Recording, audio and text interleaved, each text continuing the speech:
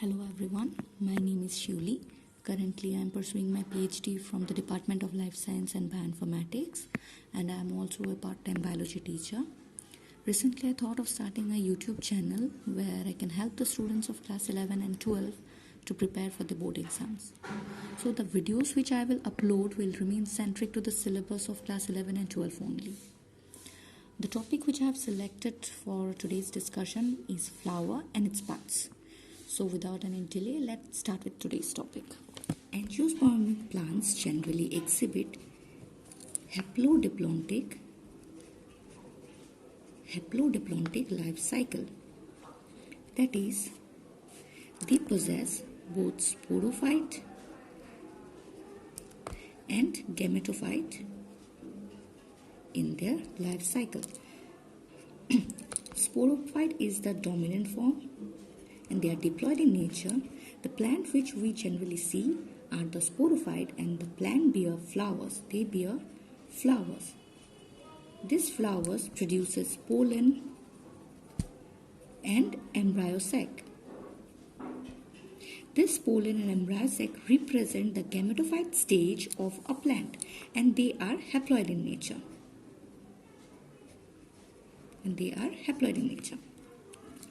Now the flower are that part of a plant where the sexual reproduction takes place. A flower generally consists of 4 parts. Number 1 is calyx, 2 corolla, 3 androecium, and 4 gynoecium. Gynoecium is also known as pistil.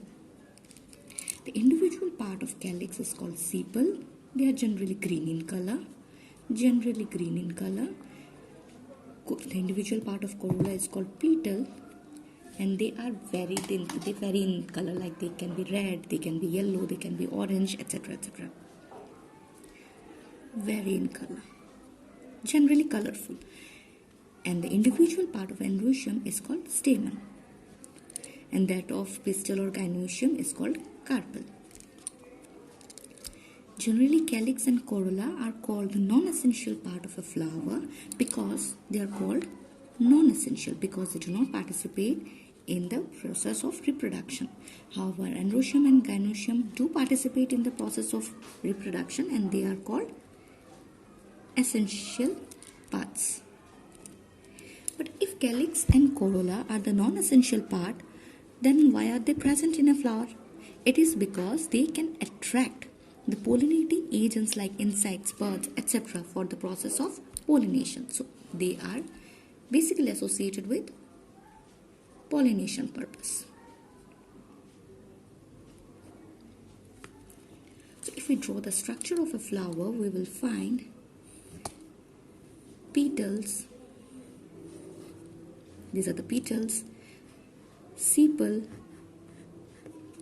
These are the petals, and together it will form the corolla. These are the sepals, and together it will form the calyx.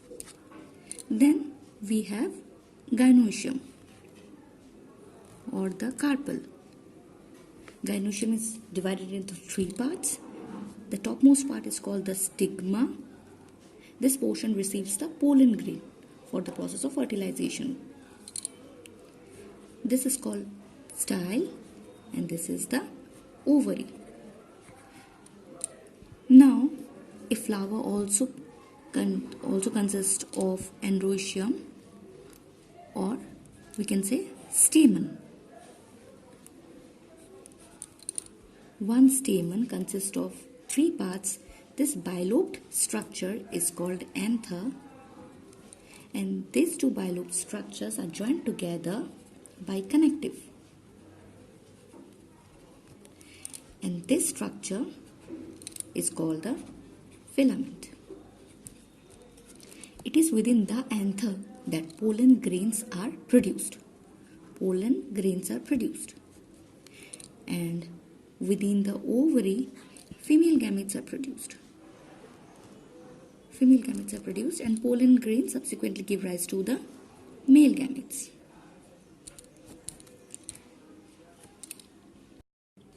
Now, the male reproductive structure, that is the stamen, can be classified into different types based on different parameters or criteria. Like we can classify them on the basis of cohesion, or on the basis of the length of the stamen, or on the basis of attachment of filament to anther, or on the basis of adhesion of stamen to the perianth, carpel and petal. On the basis of cohesion, we can see that there are monodelphous. The stamen can be monodelphous, that is, they remain associated in a single bundle. A single bundle is present, and the anthers remain free.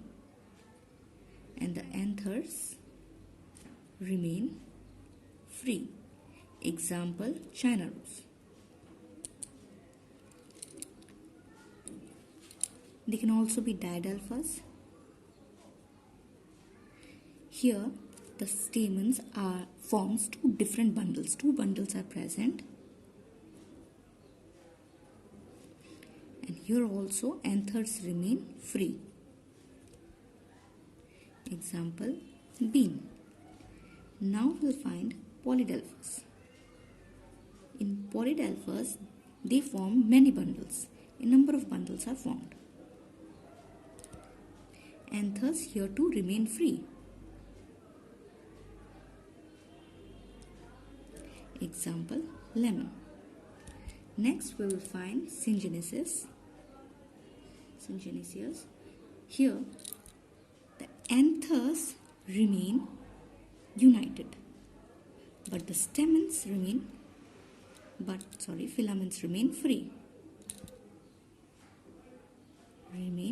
free. Example, sunflower. And based on cohesion, we can also find cynandrous. Here, both anther and filament remains united. Example, members of Cucurbitaceae.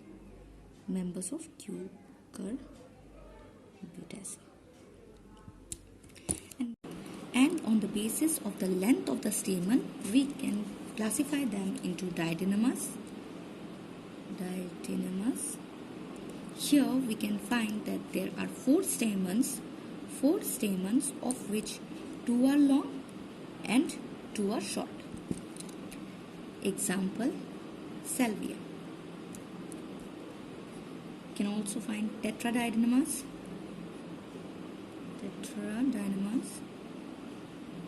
Here we'll find 6 stamens, of which 4 are long and 2 are short. Example, mustard. And last one we will find heterostemony. Here all the anthers vary in length. They are of different lengths. Example, cassia. Now, on the basis of the mode of attachment of filament to the anther, we find addate. Here, the filament continues as connective.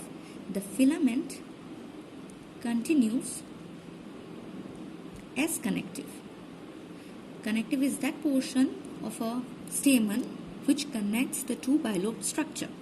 Now, the filament will continue as connective and is attached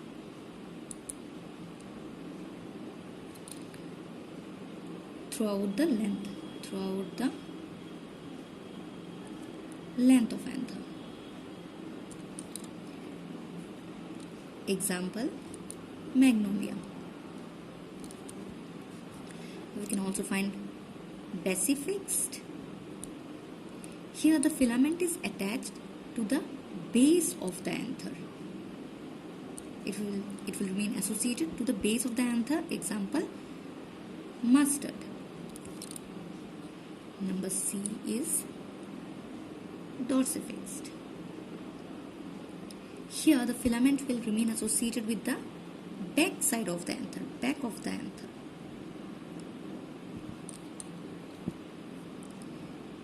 Example, sesbania. Last we can find the versatile. Here also the filament remains associated to the back of the anther, but in such a way that it can move freely. But in such a way so that it can move freely.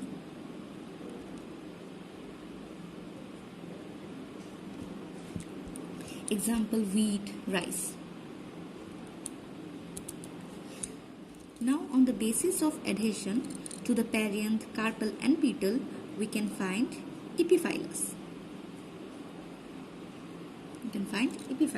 Here the stamens remains attached to the perianth.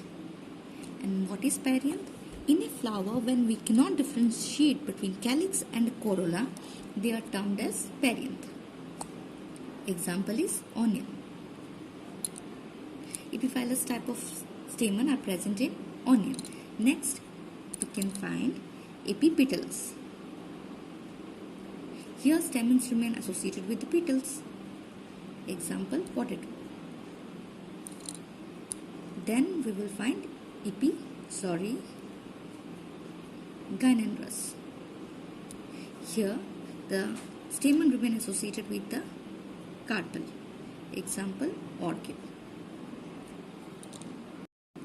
Now the female reproductive part, carpel, can be classified into two types. One is apocarpus. Here the carpels remain separated from each other. Example, the members of Rosaceae family. And the other type is syncarpus. Here the carpels remain associated or united with each other. Example, members of Apocynaceae. So with this, I will end here today, and do give me your valuable feedbacks, and if you like the video, hit the like button, share and comment. Thank you for your time and attention.